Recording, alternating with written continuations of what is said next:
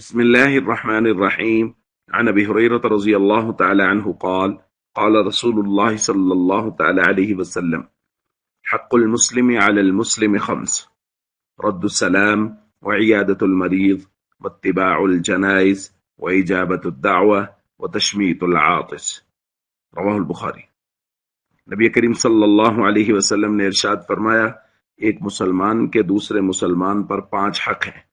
Number 1 سلام کا جواب دینا، نمبر 2 مریض کی عیادت کرنا، نمبر 3 جنازے کے ساتھ چلنا، نمبر 4 دعوت کو قبول کرنا، اور نمبر 5 جب اس کو چھینک آئے تو اس کے الحمدللہ کے جواب میں یرحمک اللہ کہنا۔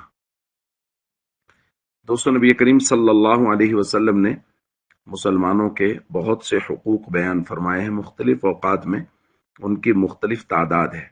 بس اوقات سامعین کے اختلاف کے اعتبار سے، بس اوقات اہل مجلس میں لوگ ایسے بیٹھے ہوتے تھے تو اس کی وجہ سے اس کی تعداد میں اختلاف ہے۔ جیسے ابھی ہم نے روایت پڑھی، اس میں 5 کا ذکر ہے، جبکہ ایک دوسری روایت میں نبی کریم صلی اللہ علیہ وسلم نے فرمایا، حق المسلم علی المسلم 6، ایک مسلمان کے دوسرے مسلمان پر 6 حق ہیں۔ ان 6 حقوق میں سے بھی حضور نے وَإِذَا مَرِضَ فَعُدْهُ ذکر کیا کہ جب وہ مریض ہو جائے تو اس کی تیمارداری کرو۔ تو مریض کی تیمارداری کرنا یہ بہت اہم حق ہے، اور اس کی اہمیت کا اندازہ آپ اس بات سے بھی لگا لیجئے کہ نبی کریم صلی اللہ علیہ وسلم نے ارشاد فرمایا، ان اللہ عز وجل یقول یوم القیامہ، اللہ تعالیٰ قیامت والے دن کہے گا، یا ابن آدم، اے آدم کے بیٹے، یعنی کسی انسان کو مخاطب کر کے اللہ فرمائیں گے، مریض تو فلم تعودنی، میں بیمار تھا، تم نے میری تیمارداری نہیں کی۔ بندہ کہے گا، یا ربی کیف اعودک وانت رب العالمین، میں آپ کی کیسے عیادت کر سکتا تھا کہ آپ تو رب العالمین ہیں، یعنی آپ کے ہاں تو بیماری کا شیبہ ہی نہیں ہے۔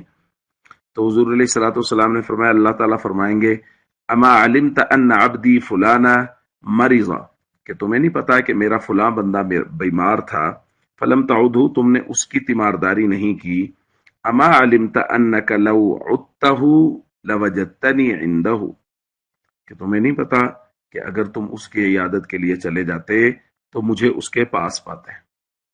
دیکھیے کہ کتنی بڑی اہمیت ہے جو نبی کریم صلی اللہ علیہ وسلم نے عیادت مریض کی بیان فرمائی ہے۔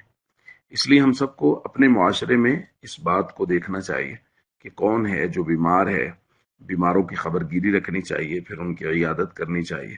اس حوالے سے ایک تحریک کا آغاز کرنا چاہیے ہر کسی کو اپنے علاقے میں، تاکہ ہم سب کو پتہ ہو کہ علاقے میں کون لوگ ہیں جو بیمار ہیں، اور ان کی تیمارداری کی جائے اور ان کی ضروریات کا خیال رکھا جائے۔